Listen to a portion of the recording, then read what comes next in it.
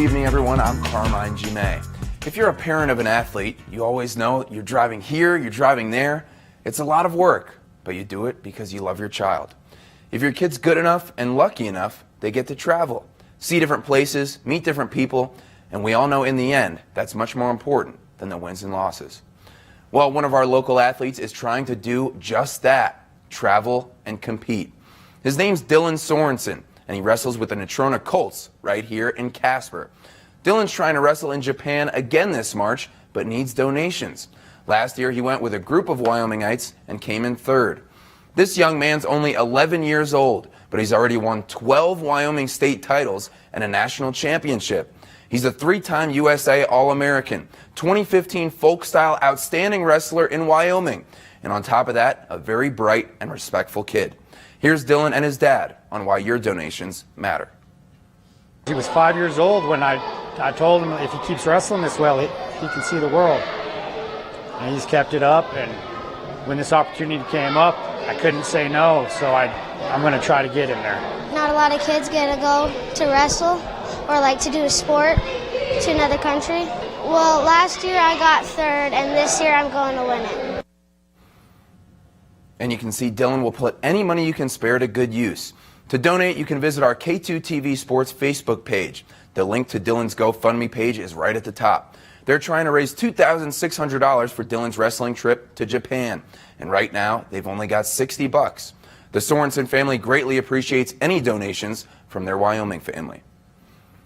And yesterday, the Denver Broncos hired Rich Scangarello as the new offensive coordinator. Scangarello's only got 4 years of NFL experience, and the past 2 seasons was the 49ers quarterbacks coach. Now he'll be calling our plays. Other new additions to the coaching staff are Mike Munchak as the offensive line coach. He did a great job at that for the Steelers the past 5 seasons. Wade Harmon's the new tight ends coach, spent the past 4 years with the Falcons. And new head coach Vic Fangio is bringing 2 guys from Chicago with him. Ed Donatel, the Bears D-backs coach for 4 seasons. Now he's the Broncos D coordinator, although Fangio is going to call the defensive plays. And Brandon Staley's the new outside linebackers coach. He coached the Bears linebackers the past 2 seasons. Here's Hall of Fame finalist and Broncos legend Steve Atwater on Rich Scangarello. It looks like all the quarterbacks that he's worked with has played well. And a lot of people look at this and say, man, how does this guy have this opportunity with only 2 years? He was an offensive assistant and then a quarterback's coach. How does he have this opportunity?